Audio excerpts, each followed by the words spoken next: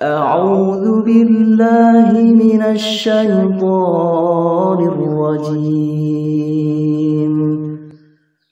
بسم الله الرحمن الرحيم.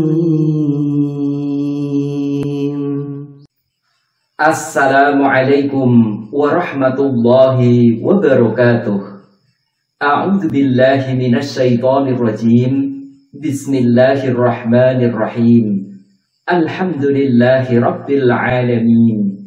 Wa bihi nasta'inu ala umuri dunya waddin.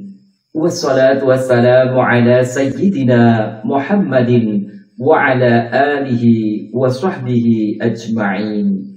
Amma ba'd. Saudaraku rahimakumullah, cukup 2 langkah saja, maka mandi junub kita telah sah, dan hadas besar serta hadas kecil kita telah suci. Apa saja 2 langkahnya, dan bagaimana cara prakteknya?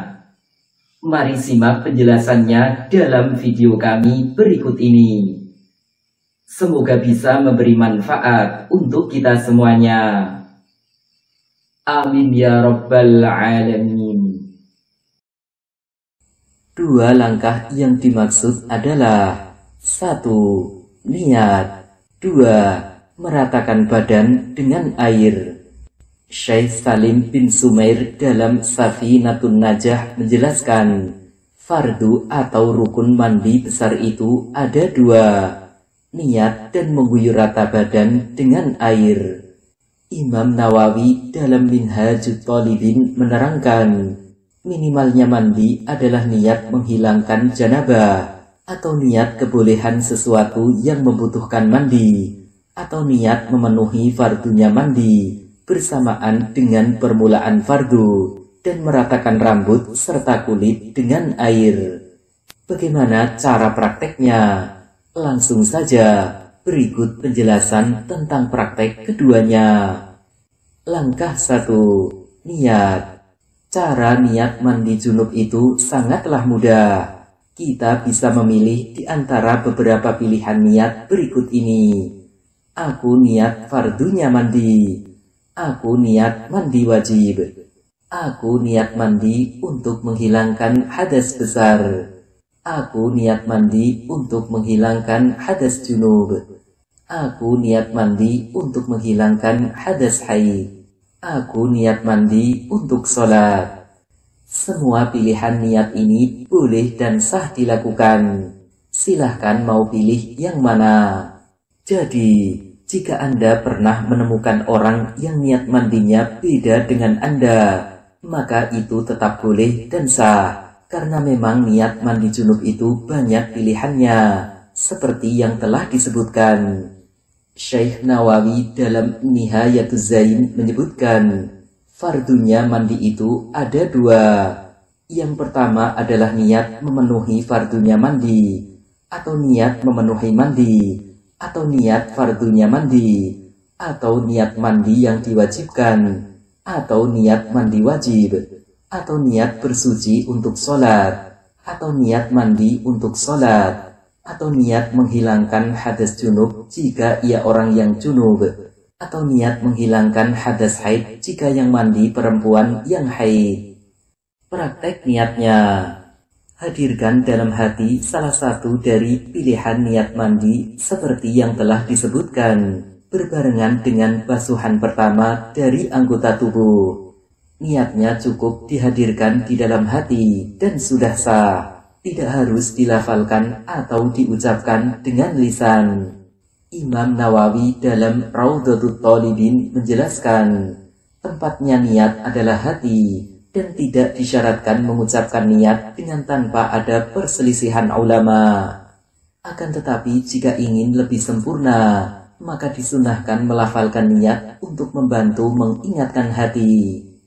Syekh Wahbah Az-Zuhaili dalam Fiqhul Islam wa Adillatuhu menyebutkan, dan disunahkan melafalkan niat menurut mayoritas ulama. Berikut adalah contoh lafal niat mandi junub yang telah masyhur dipakai. Nawaitul husla li raf'il hadatil akbari fardol lillahi ta'ala. Aku niat mandi untuk menghilangkan hadas besar, fardu, karena Allah Ta'ala. Penting diperhatikan di sini, niat mandi ini harus dilakukan berbarengan dengan basuhan pertama dari anggota tubuh.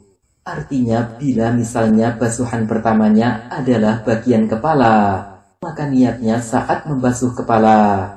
Atau bila basuhan pertamanya bagian tangan, maka niatnya saat membasuh tangan. Dan seperti itu bila yang lainnya. Imam Ibnu Hajar Al-Haytami dalam Minhajul Qawim menjelaskan, wajib menyertakan niat bersamaan anggota pertama yang dibasuh.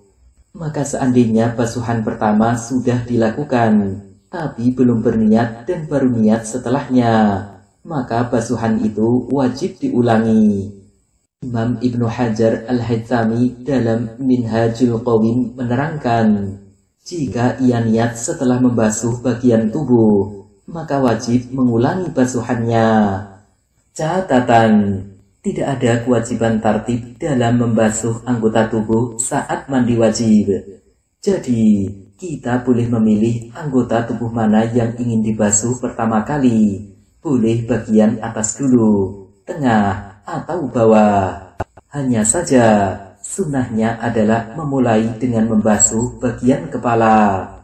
Imam Nawawi dalam Al-Majmu' menjelaskan, tidak wajib tartib dalam anggota tubuh orang yang mandi, akan tetapi disunnahkan memulai dengan kepala, lalu bagian atas badan dan bagian kanan.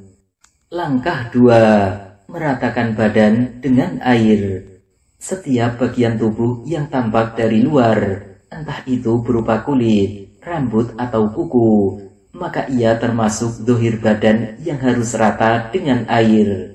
Syekh Zakaria Al-Ansari dalam Fathul Wahhab menyebutkan, dan meratakan yang tampak dari badannya dengan air, hingga kuku-kuku, rambut, dan tempat tubuhnya. Penting diingat bahwa yang dimaksud meratakan di sini adalah mengalirkan air ke seluruh badan, bukan sekedar mengusap atau menempelkan air. Imam Nawawi dalam Al-Majmu' menjelaskan, ulama telah sepakat bahwa jika orang yang junub mengusap badannya dengan air dan ia mengulangi itu, maka tidak hilang janabahnya, akan tetapi disyaratkan mengalirkan air ke anggota tubuh. Adapun menggosok badan, maka hukumnya hanya sunnah saja, tidak wajib. Imam Nawawi dalam Syarah Muslim menyebutkan, mayoritas ulama telah sepakat bahwa mengalirkan air ke anggota tubuh telah mencukupi dalam wudhu dan mandi, dan tidak disyaratkan menggosok. Kecuali jika di anggota badan ada sesuatu yang tidak bisa hilang kecuali dengan menggosok, maka wajib menggosoknya. Syekh Abdurrahman dalam Bughyatul Mustarsyidin berkata, jika pada anggota tubuh terdapat lilin, kotoran atau minyak padat yang bisa mencegah sampainya air kecuali jika dilakukan dengan menggosok, maka wajib menggosok seperti permasalahan dalam wudhu. Cara prakteknya, sebelum mulai mengguyur badan, hilangkan terlebih dahulu kotoran atau segala sesuatu yang bisa menghalangi sampainya air ke kulit dan rambut. Takutnya jika tidak dihilangkan, bisa menjadikan mandinya tidak sah. Imam Nawawi dalam Al-Majmu' menjelaskan, jika pada sebagian anggota badan atau rambutnya terdapat pacar, adonan, minyak wangi, lilin atau yang semisalnya, lalu ia mencegah sampainya air ke kulit atau rambut, maka mandinya tidak sah. Hilangkan pula najis yang menempel di anggota tubuh jika ada. Khawatirnya jika tidak dihilangkan, bisa menjadikan airnya mutanajis atau terkena najis, hingga tidak bisa digunakan untuk mensucikan hadas. Imam Nawawi dalam Al-Majmu' menerangkan, air yang telah digunakan untuk mensucikan najis adalah najis menurut Imam Abu Hanifah. Begitu pula menurut kami, jika ia terpisah dan tempatnya tidak suci, menurut Qaul Adhar. Setelah semuanya bersih, Siramlah keseluruhan anggota tubuh, mulai dari ujung rambut hingga ujung kaki, termasuk bagian-bagian tubuh yang tersembunyi yang tampak dari luar. Imam Nawawi dalam Al-Majmu' menjelaskan, wajib menyampaikan air ke bagian-bagian dalam tubuh laki-laki dan perempuan, dalamnya pusar, dalamnya kedua telinga dan ketiak, bagian antara kedua pantat, jari-jari kedua kaki, dan bagian lainnya yang termasuk zahir badan. Bila semuanya sudah terbasuh air, maka mandinya sudah selesai, sah dan suci dari hadas besar sekaligus hadas kecil.